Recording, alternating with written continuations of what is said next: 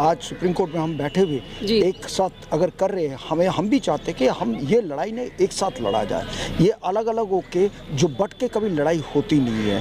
हम इससे पहले भी जो आप जिक्र कर रहे थे, हमने कोई अलग कोई संस्था नहीं बनाई है। संस्था आकाश लामा जी की बुलावा में ये 6 मई को हमने जब सिक्किम हाउस 13 मई को जब सिक्किम हाउस पे ये घोषणा की थी आकाश लामा जी ने, तभी ये हमने सब दिल्ली में आए थे। पर आकाश लामा भी उसी मीटिंग में आने वाले थे, किसी कारणवश अगर वो नहीं आ पाए, पर उनको बार बार बताने के बाद उन्होंने वो चीज़ वहाँ पर नहीं आया और ना ही कोई उन्होंने लेकिन लोगों ने तो उस बारे में ज़्यादा डिस्कशन करने की नहीं है।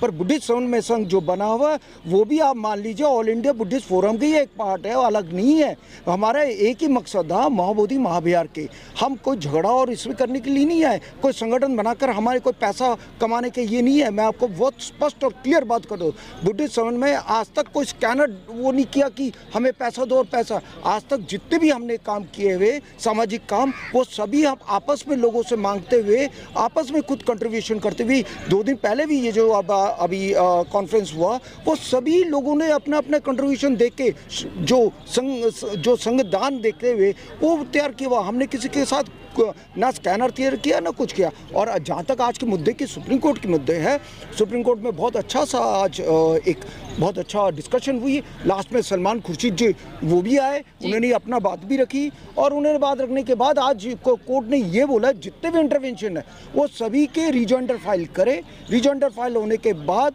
एक 4 हफ्ते का टाइम दिया, उसके बाद फाइनल हियरिंग शुरू होगी और उसी फाइनल हियरिंग के बाद हम सारे उस दिन की अपेक्षा कर रहे एक अच्छा एक हमारा एक खबर आएगी जब महाबोधि महाविहार मुक्ति होगी। तो सभी इसी बात के लिए पूरे नॉट ओनली इंडिया में पूरा वर्ल्ड, ऑल ओवर वर्ल्ड टकटक लगा के बैठे हुए सभी का एक ही आस्था है, जितनी लड़ाई आपकी उतनी लड़ाई हमारी भी है। अच्छा, एक सवाल है मेरा आपसे कि अभी आपने कहा चाहे वो बुद्धिस्ट फॉर्म हो, चाहे आपने जो बनाया BRSS करके जो भी है, वो अलग नहीं है। लेकिन अब एक सवाल यहाँ पर निकल के आता है कि भंते विनाचार्य ने एक ट्रस्ट बना लिया, इस पर क्या कहेंगे?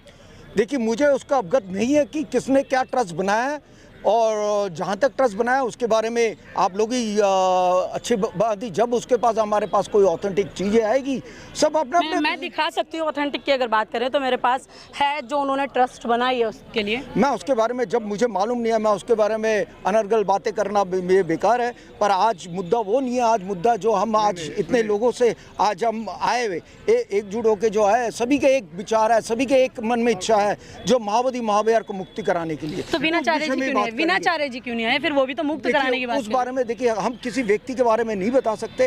अब उनकी वो विचारधारा है, उनकी वो कार्य चलती है, वो क्या करने हैं क्या नहीं कर रहे वो उनके ऊपर बात है। पर बुद्धिस्ट समन्वय संघ ने एक प्रयास किया था, चाहे आकाश लामा चाहे विनाचार्य, दोनों को प्रयास किया था कि एक मंच पे एक जगह दोनों को बिठाया जाए और 14-15 को उसके बारे में भी वो कराया जाए। और मुझे लगता है आने वाले समय में वो भी आएगा, दोनों बैठेंगे, एक साथ लड़ेंगे। क्या दिक्कत है मैम, मुझे बताइए ना। हमें एक साथ लड़ने में उनके भी जितना वो जितना महाबोधि उनका भी है उतना हमारे ही है, उतना आकाश लामा को उतना सबका है।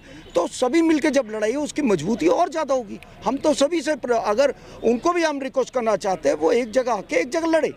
कोई व्यक्ति विशेष कोई या राजनीति करने तो आए नहीं है मैम, ये सबकी एक आस्था की वो बातें हैं, तो आस्था तक ही रखना चाहिए मैम।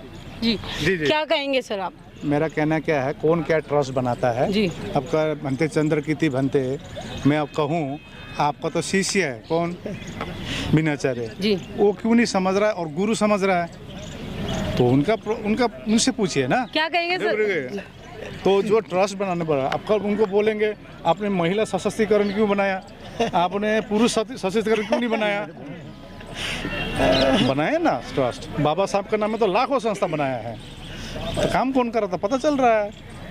हम मुंबई गया था, बुद्धि सोसाइटी ऑफ इंडिया, बाबा साहब ने बनाया हुआ संस्था, ठीक है ना, उसमें भी टुकड़े हैं जी। मैंने आह्वान किया था आप लोग तो पहले एक होइए। समता सैनिक दल कितने टुकड़े में है जी। नागपुर भंते सुरेश से यही है। हमने पूरा मीटिंग करके, सुनिए जी, मीटिंग करके ही मैं नागपुर गया। जब विनाचार्य भी आएगा प्लेटफॉर्म में देखा, हम लास्ट में देखे, क्योंकि देखिए उनका एंट्री और विनाचार्य का एग्जिट हमको पल पल याद है। अब मैं यदि नेगेटिव वीडियो जारी करूंगा तो इसका फ़ायदा किसको होगा? किसको फ़ायदा होगा? आज देखिए महंत के तरफ से सिर्फ एक महंत खाली आया था, वहाँ पर अंदर में कितना कॉन्फिडेंट था, और हम लोग था 50 जन, और 50 जन का 50 तो सोच। अरे भाई किसका फ़ायदा होगा यदि हम किसी के बारे में नेगेटिव बोलने जाएंगे? हाँ, आप जैसे जैसे प्रश्न कर रहे हैं, इसने ये किया बच्चे की तरह, उसने ये किया, अब बोले फ़ायदा किसका होगा? तो मेरा कहना यह है, जो भी आपको पूछना है आप उनसे पूछिए। हमारा सर, मैं तो उनसे पूछना चाहती हूँ, लेकिन वो मेरे को खुद इंटरव्यू नहीं देते हैं। मैं तो उनसे बहुत सारी बातें जो करना चाहती हूँ। यहाँ पर ये मुद्दा भी नहीं है एक नंबर बोलने का। ये सुप्रीम कोर्ट में सुनवाई वो नहीं आ रहे हैं, ट्रस्ट क्यों बना रहे, गुरु को क्यों नहीं मान रहे हैं? गुरु सब कुछ जानता है। अब गुरु को मानिए ना, पहले हमको मत मानिए, छोड़िए, गुरु को तो मानिए। Thank you. क्या कहेंगे आज इस बात पर? देखिए, आज इस सुप्रीम कोर्ट के इस प्रांगण में हमारी जो मांग है, जो लगातार महाबोधि महाविहार को मुक्त करने के लिए है, बाकी की जितनी भी चीज़ें मुझे लगता है कि वो धीरे धीरे रिजॉल्व होगी, क्योंकि हर एक आदमी चाहता है कि इस आंदोलन को मैं चला रहा हूँ, और उसी की सोच के मुताबिक समाज में जाने के बाद तो मैं तो ये कहना चाहता हूँ, मैं हर बार भी बोलता हूँ, जैसे मैं कहा करता हूँ कि किसी एक कव्वाल करने की बात कही थी बड़ी प्यारी सी, भीम जी के लगते जिगर आधे इधर और आधे उधर। तो मैं इस सुप्रीम कोर्ट के इस प्रांगण से एक बात कहना चाहूँगा कि भीम जी के लगते जिगर सारे इधर ही इधर, इधर उधर नहीं।